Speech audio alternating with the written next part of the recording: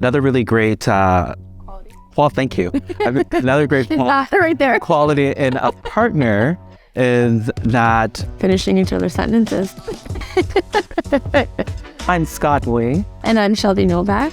And our firm is ID Exclusive.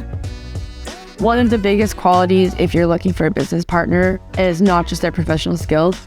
It's how you guys can interact with each other. Being able to have difficult conversations, whether they're personal or they're business in nature, is really important. What makes a good business partner for me is someone that I could rely on, someone that is honest and doing the right thing. Shelby is all that and more.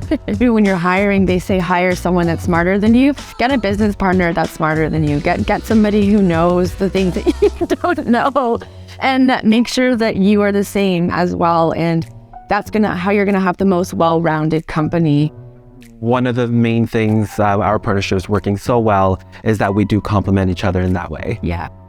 How we actually got together is because we had a thirst for knowledge, and we wanted to be in the industry, and we were testing the waters. And by doing that, you meet a lot of people. From there, I would then soon seek out who your business partners would be.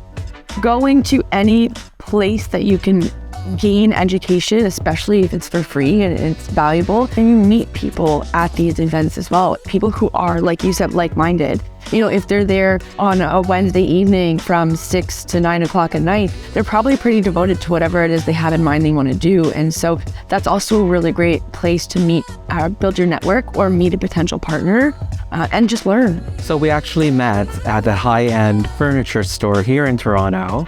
So we were both working there. Scott was there before myself. And one of the key roles that they have when you're a sales rep is you have a sales partner. So essentially they handle your accounts when you have your 2 days off a week. So Scott and I were paired up. And we were actually one of the best pairs there.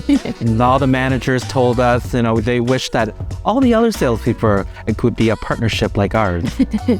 During the time there, I finished my schooling and I wanted to start my company. I was told that it would be a conflict of interest and that I was unable to do that. So I packed my bags and I left. And I actually went to a foreign company for not a very long period of time, but I went in an admin role because I wanted to get some behind the scenes experience in a business.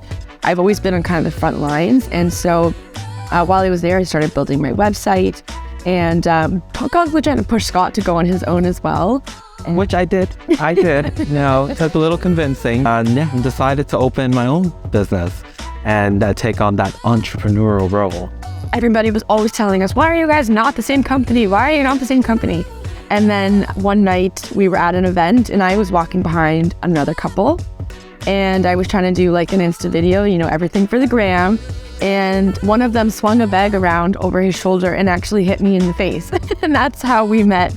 Some really good friends of ours now, and they were a partnership that was not life partners, it was business partners. And they really inspired us to start having the conversation of potentially merging our businesses. At one of their parties that they hosted at their lovely home with, some wine, some food, some karaoke. Lasers.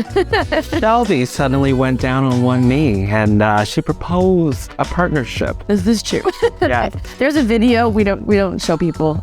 We actually don't even have it. It's the blackmail our friends have on me. But so that happened, and then the next morning, I was so happy because I wanted a business partner. I knew that, but it's such a big commitment, and I didn't feel like I could trust anybody enough to let them into what I had created, except Scott. So now I'm like, yes, everything's amazing. We're gonna merge.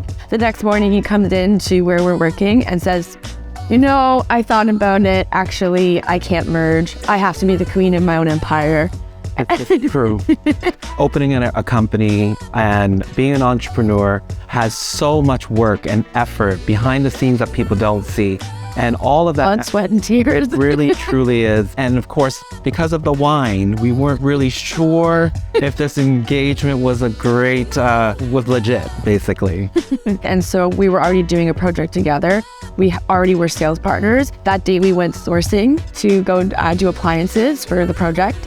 And so as we were walking up to the showroom door, I put my hand on the doorknob and I stopped and I looked at him and I said, if you don't partner with me, it's a giant mistake. Then we went to lunch and Scott said, well, then pitch me. And I said, pitch you? Everybody else has pitched you. Everybody tells you we should be the same company. Why do I have to do it too? The final nail in the coffin to agreeing we're going to merge is Scott's a very spiritual person.